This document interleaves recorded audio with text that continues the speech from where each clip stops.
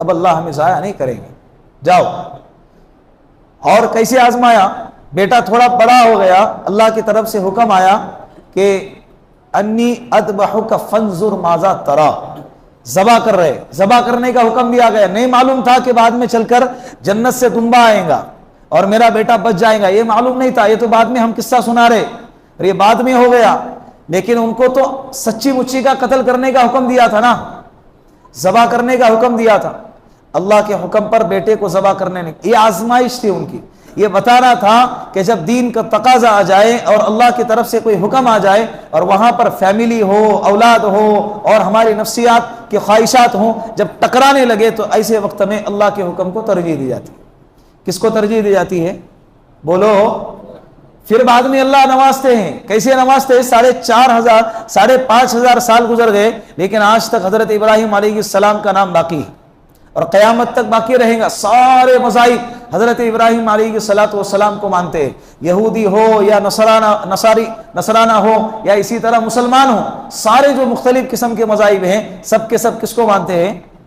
حضرت ابراہیم علیہ السلام۔ اللہ نے وہ مقام عطا فرمایا اور انہی کی نسل سے اللہ رب العزت نے میرے اور آپ کے آقا جناب رسول اللہ صلی اللہ علیہ وسلم کو پیدا فرمایا۔ کئی ہزار اس کے بعد جتنے بھی نبی آئے ہیں حضرت ابراہیم علیہ السلام کے بعد، ان کے بعد جتنے بھی انبیاء علیہ السلام آئے سب کے سب انہی کے اولاد میں سے، یہ اللہ نے مقام عطا۔ تو اللہ نوازتے ہیں لیکن پہلے تھوڑا جھنجھوڑتے، تھوڑا حالات سے سامنا کرواتے۔